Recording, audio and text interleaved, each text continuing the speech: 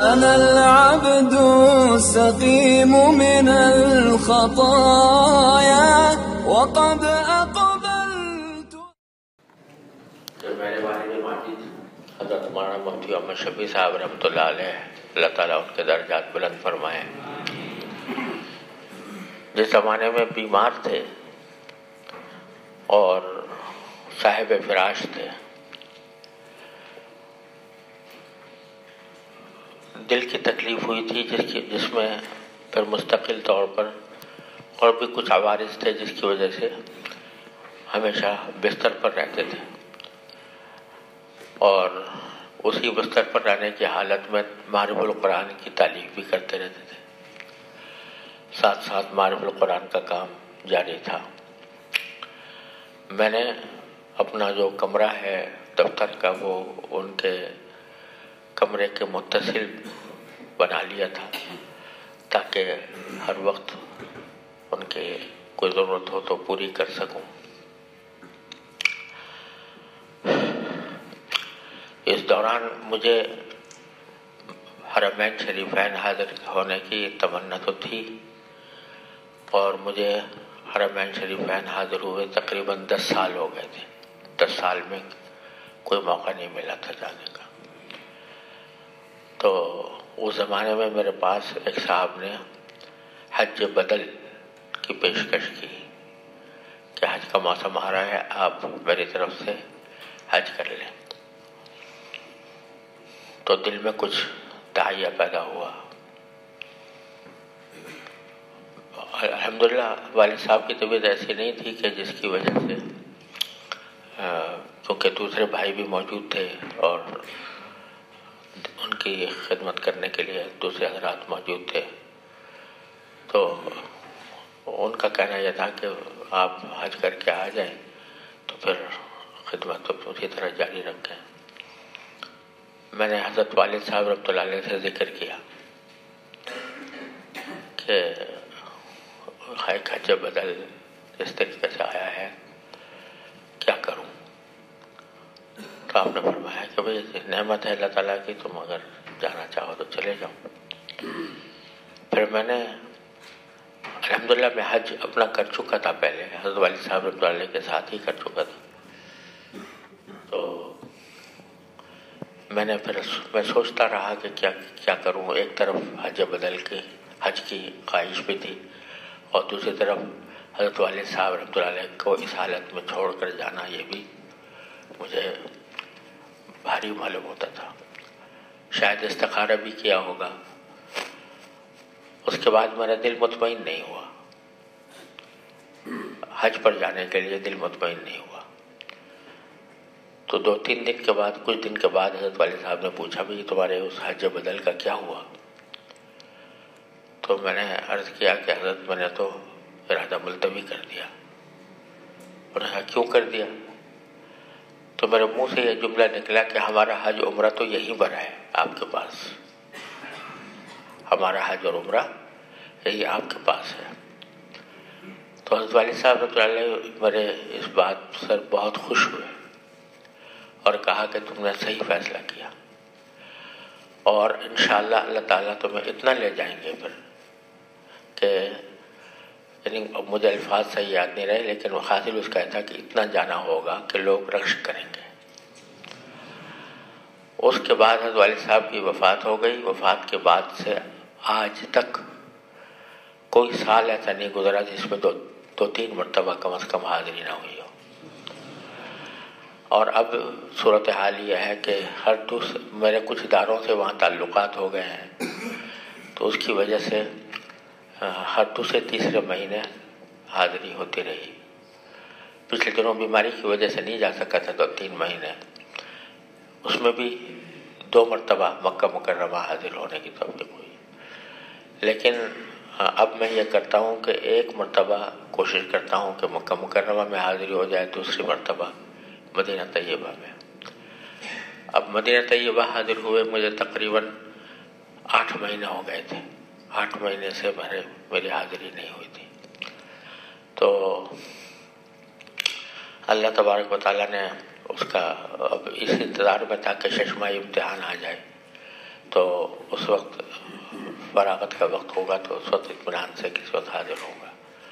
تو اللہ تبارک و تعالیٰ نے اس کا انتظام کر دیا، اور عین اسی زمانے میں مجھے دعوت آئی اور الحمدللہ وہاں جانے کا موقع ملا۔ تو اللہ تبارک و تعالیٰ کے فضل و کرم سے وہ اطمینان کے ساتھ، سکون کے ساتھ بہت عرصے کے بعد مدینہ منورہ میں بعافیت قیام کا اللہ تعالیٰ نے موقع عطا فرمایا، اور وہ جو میری بیماری چل رہی تھی اس کے کچھ نہ کچھ اثرات باقی تھے، اب بھی کبھی کبھی ظاہر ہو جاتے ہیں، لیکن مدینہ طیبہ میں ایسا معلوم ہوا کہ میں کبھی بیمار تھا ہی نہیں، الحمدللہ۔ اور اس کی وجہ سے اطمینان کے ساتھ، عافیت کے ساتھ اللہ تعالیٰ نے رہنے کا موقع عطا فرمایا۔ اور اس دوران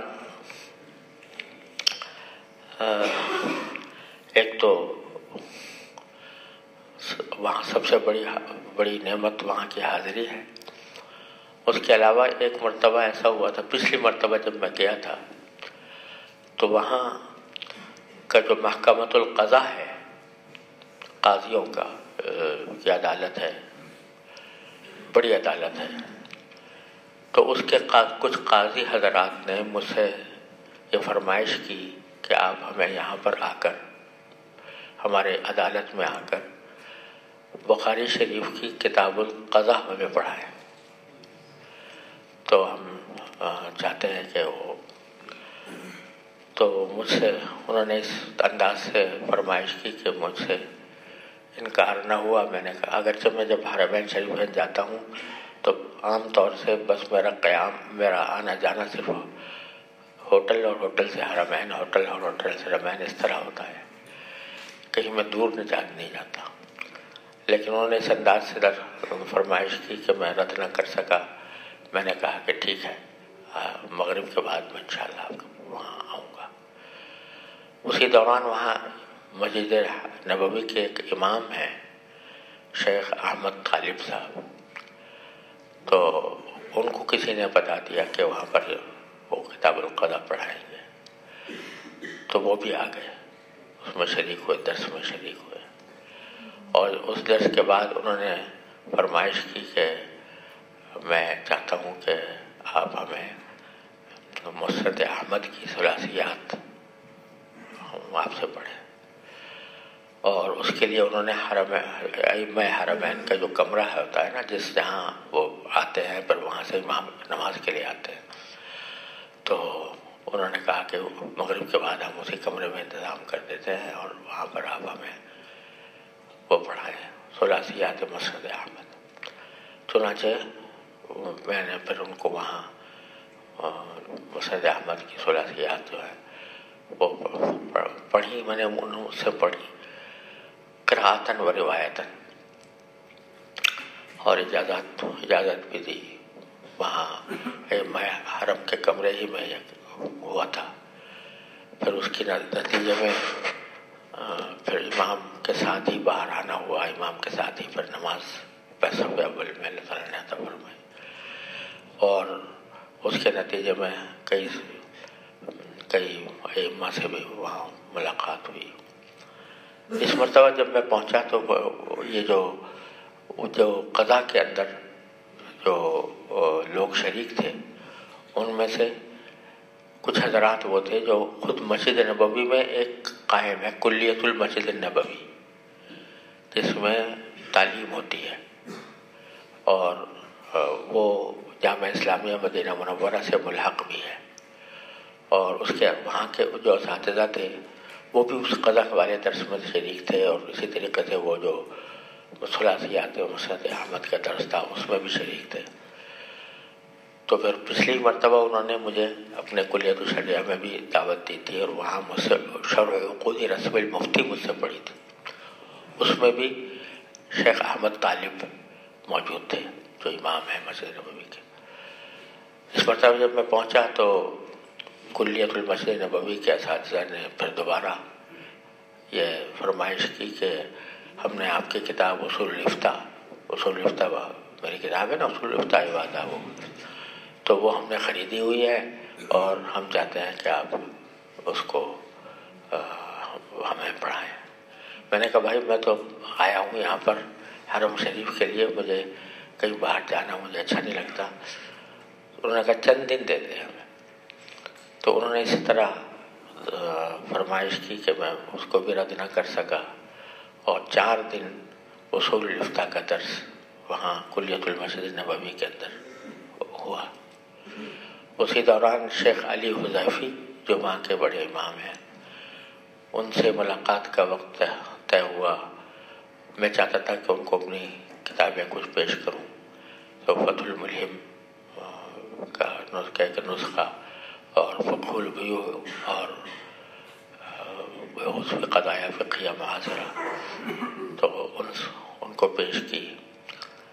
اس کے بعد پھر دوسرے امام حسن آل الشیخ دوسرے دن تیسرے دن ان سے ملاقات ہوئی، اور ان کو بھی میں نے اپنے کتابیں ہدیہ دی، اور انہوں نے بہت ہی خوشی اور مسرت کا اظہار کیا۔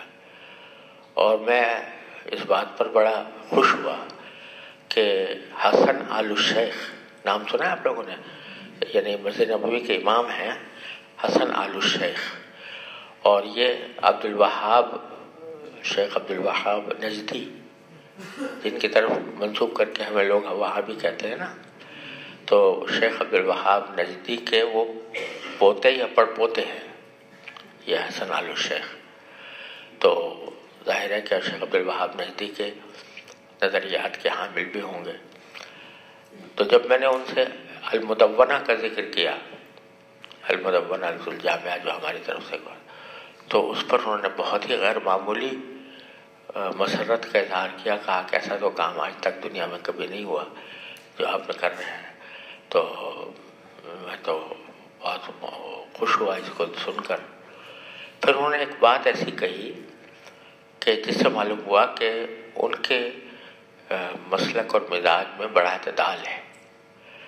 انہوں نے کہا کہ میں نے حنفیہ کی کتابیں پڑھی ہیں، اور حنفیہ کی کتابوں میں حنفیہ کو عام طور سے لوگ اصحاب الرائے کہتے ہیں، لیکن حقیقت میں نے دیکھا کہ حنفیہ کی کتابوں میں بہت سی ایسی حدیثوں کے حوالے آتے ہیں جو ہمیں دوسری کتابوں میں نہیں ملتی۔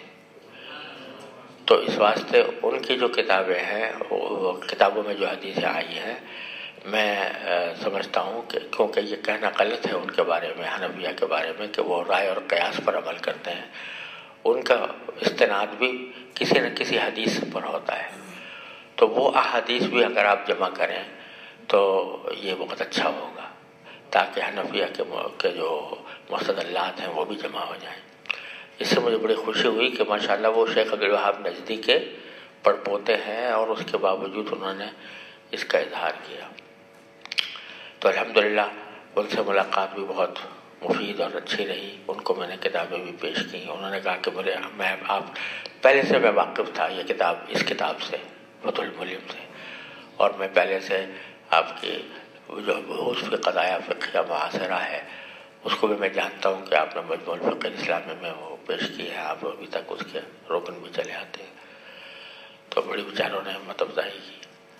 اس کے علاوہ یہ ہوا کہ وہاں جب میں پہنچا تو جامعہ طیبہ، وہاں پر ایک تو جامعہ اسلامیہ ہے نا، ایک جامعہ طیبہ ہے۔